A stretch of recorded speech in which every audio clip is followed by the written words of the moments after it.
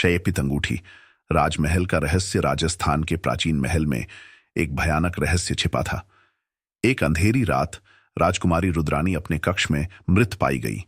उसकी उंगलियों में एक रहस्यमयी अंगूठी थी जो अजीब तरह से चमक रही थी। महाराजा जयसिंह ने वीरेंद्र सिंह को इस रहस्य की गहराई तक जाने का आदेश दिया। जांच शुरू होते ही महल में अजीब घटनाएं होने लगीं। कभी किसी को अनजानी परछाइयां दिखतीं तो कभी महल की दीवारों से रहस्यमयी फुसफुसाहटें सुनाई देतीं। वीरेंद्र सिंह ने महल की दासी चंपा पर शक किया, लेकिन जब तक वह उससे पूछताछ कर पाता, चंपा की गर्दन पर एक गहरा कट मिला, जैसे किसी ने तलवार से वार किया हो। मरने से पहले चंपा ने कांपते हुए कबूल किया, मैं असली अपराधी हूं। मैंने ही रानी चंद्रकला की श्रापित अंगूठी राजकुमारी को पहनाई थी, लेकिन मैं अकेली नहीं थी।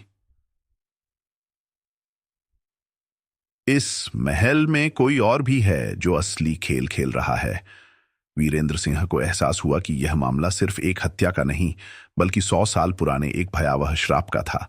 महल के गुप्त तहखाने में छानबीन करने पर उसे पुराने शाही दस्तावेज मिले, जिनमें दर्ज था कि रानी चंद्रकला को विश्वासघात के आरोप में जिंदा दीवारों में चुनवा दिया गया था और मरने से पहले उसने अंगूठी पर एक श्राप दे दिया था, जो भी इसे पहनेगा उसकी मृत्यु निश्चित होगी।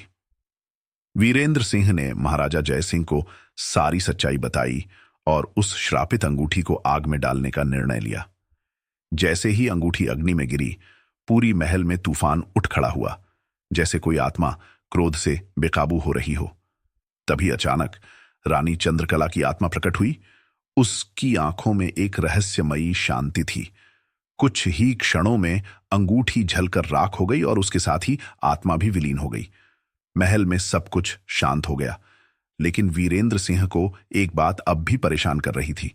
अगर चंपा अकेली नहीं थी, तो असली खेल खेलने वाला वो दूसरा व्यक्ति कौन था? क्या महल में अब भी कोई छुपा हुआ रहस्य था? इस सवाल का जवाब आज तक कोई नहीं ढूंढ पाया।